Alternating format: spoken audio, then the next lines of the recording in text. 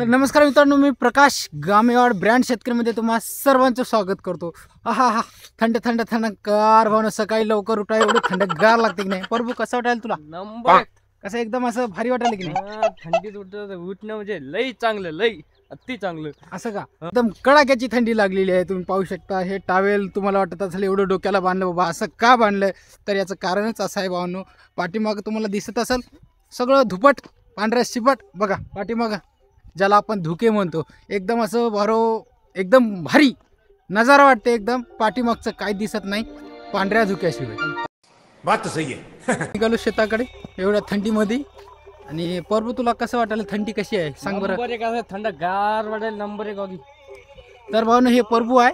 प्रभू थंडीचा अनुभव घेतलेला प्रभू आहे बरं, कारण आम्ही दोघं सोबतच चाललो। तर प्रभूला विचार, प्रभू कशी वाटते थंडी? नंबर एक अशी गोधड्या आतरणात पेक्षा नाही का इथली थंडी नाही का? पाठी उठून शेताकडे गेले ते लई नंबर एक वाटते मला, आनंद खरं म्हणायला नंबर एक। भारी वातावरण वाटते की नाही? बास हा असा नजारा तुम्हाला कुठं पाहायला भेटते का? भेटतच नाही। ते आपल्या जिकडे भेटते, शेतकऱ्याच्या तिकडच तुम्हाला सिटीमध्ये भेटते का? मोठमोठ्या बिल्डिंग पाहायला भेटतात, मोठ्या मोठ्या इमारती, मोठे मोठे काही पाहायला भेटते, पण असं पाहायला भेटते का? सांगा तुम्ही, कमेंट करा। असा नजारा भेटतच नाही। आता आम्ही तर भावना निघालो आता आम्ही महादेवाच्या मंदिराकडे। आणि खरं तर प्रभूनं सकाळी सकाळी आंघोळ केलेली आहे। प्रभूची मागणी काय की ते मलाही कळत नाही भावनो।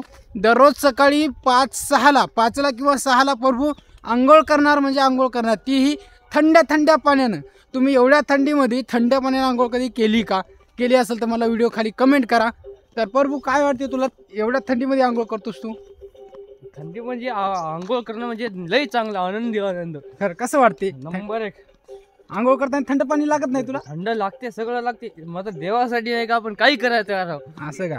म्हणजे मनामध्ये काय आहे काय बोलायचं देवाला दररोज? नाही, ते इच्छा कोणाला सांगू नये, स्वतःची इच्छा नाही का स्वतःला देवाला सांगाव आणि पूर्ण करून घ्याव। असं का?